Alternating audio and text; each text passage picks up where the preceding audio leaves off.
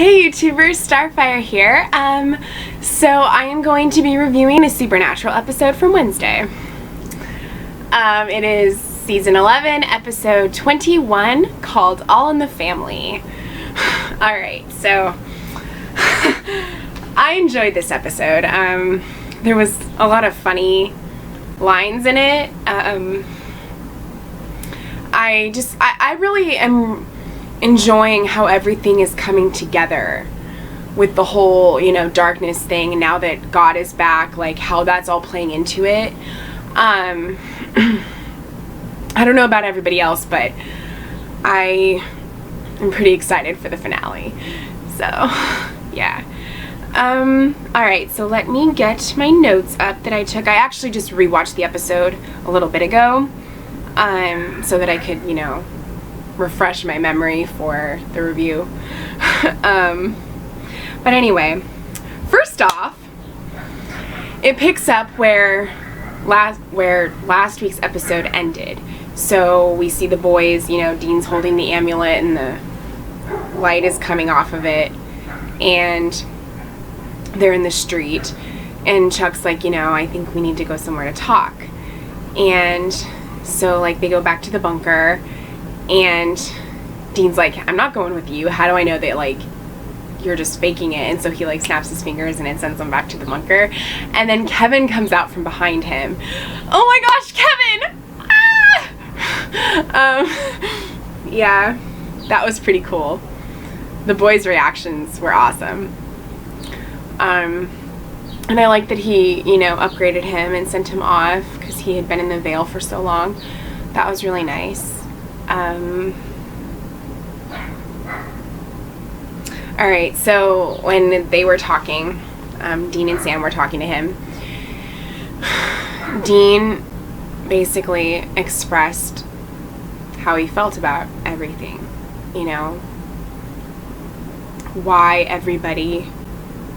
why there's all this crap that's going on, why everybody suffers, like why he just wasn't there.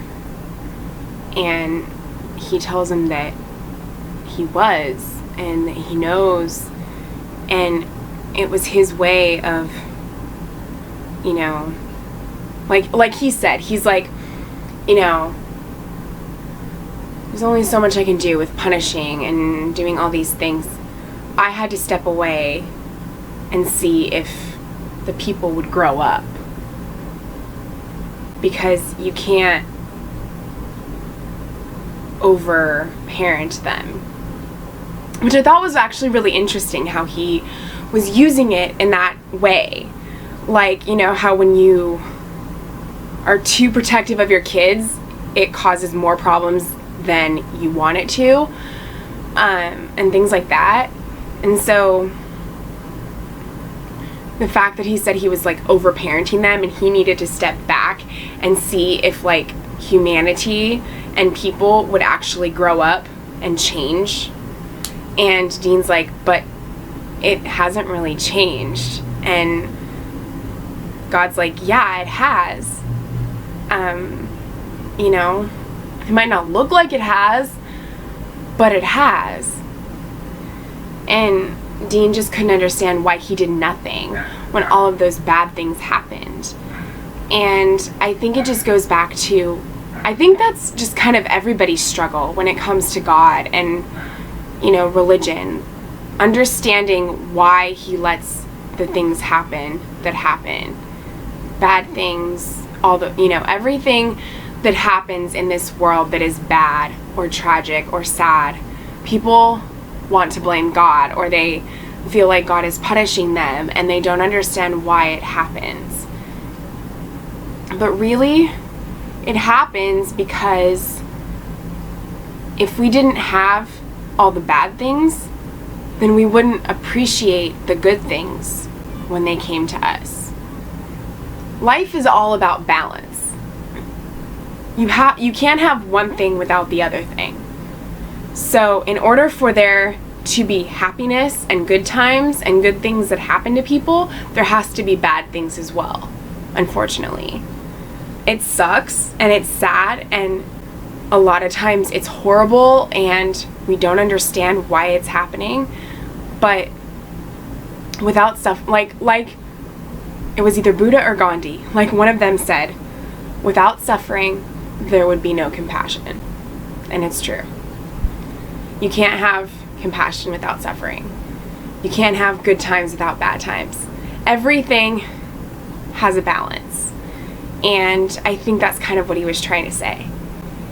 And so at least that's what I took from it. And so I think that even though Dean was like really frustrated and didn't understand why he was like, why did you let all of this stuff happen? You know, he cared so much about other people and what happened with them. He wasn't even focusing on himself at all and all the crap that he's gone through in his life or anything like that. It was all about everybody else and humanity as a whole. I mean, that's totally like the most unselfish thing that you could possibly think of or do, is to care about all these other people that you might not even know over yourself. So yeah. So I just like the way that was kind of used, metaphorically, symbolically, whatever. I liked the way that Chuck explained it.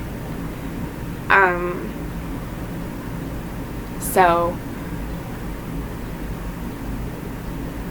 oh, and then the guy, Donatello, being affected, like Kevin was, and becoming a prophet and like an angel, so he can, you know, sense all these things. He can read the angel language and all of that, and like how everybody knew him, and he's just like, what the heck is going on? I was an atheist before this, like I don't even know, you know. And it was good.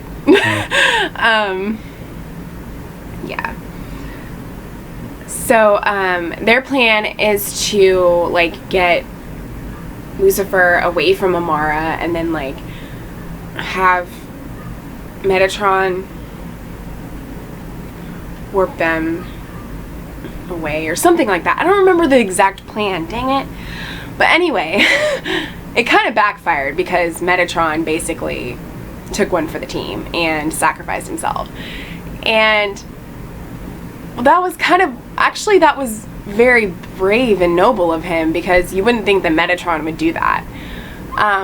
But I think that he legitimately cared, even though most of the time before he was an asshole and a jerk. I think he really did ultimately care, and I think when God came back in last week's episode, he kind of got a new perspective, or at least he grew as a character. So, yeah.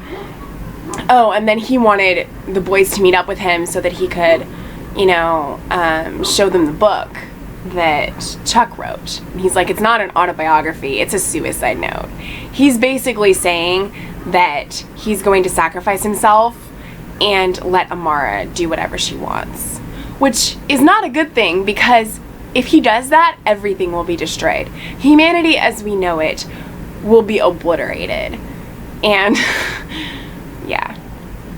But I really liked when Dean was talking to him in the park, how Chuck said that he was one of the chosen ones, that Dean is the firewall between light and darkness. I thought that was really interesting. And I've always known that there was something special about Dean, but we always saw Sam's abilities and stuff like that earlier, like before. And so to see this stuff going on with Dean, and how, you know, he was the one that brought about the darkness, and how like he and Amara are bonded and all this stuff, it's just really interesting, because I don't know, I'm just really excited to see like not only God and Amara have this epic battle, but like the people come in too. Like he was saying, you know, it's gonna be about the people. They're gonna step up, and like the chosen ones, they're going to step up and help. And so I'm thinking it's gonna be like Dean and Sam and like maybe Donatello and like Cass, and I mean, I know they're not humans, but still, Like, I think it's gonna be really cool to see how everybody's gonna step up and, like, help fight this battle. So, yeah. Okay, so,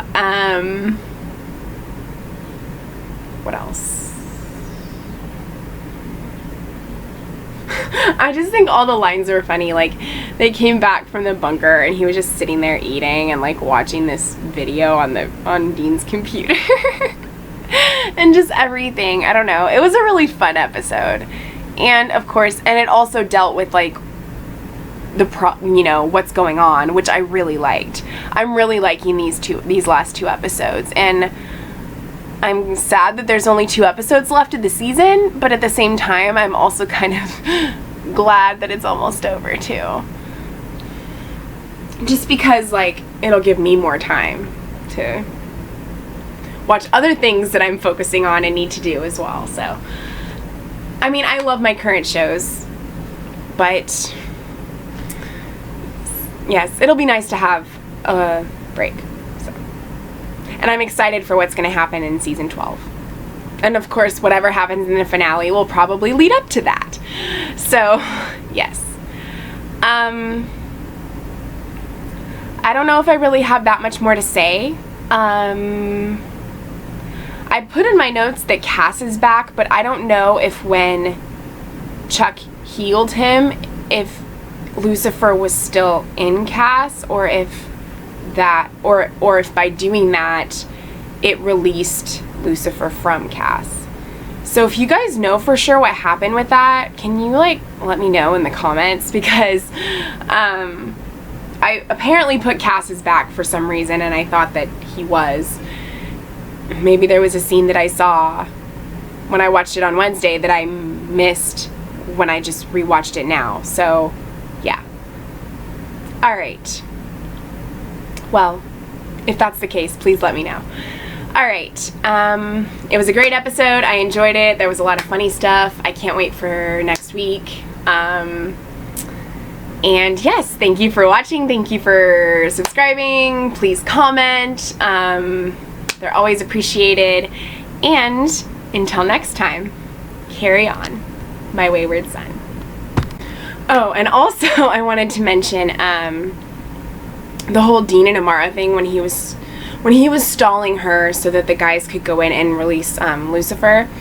I really liked how, you know, he knows that he knows how much it bothers him that him and Amara are connected in the way they are. And she wants him to be a part of her and rule and do with her what she is going to do. And of course, for him, it's a struggle because he doesn't want the world to end and to be over like he told her. But he also has no control over this connection. And she thinks that he betrayed her because he spoke with God, and so now she probably has it in for Dean. I don't know. But yes, we will probably see something else to that effect in the next 2 episodes. So yeah. Alright. I'm so sorry that I have to add this in. But yes. Alright. I'm done.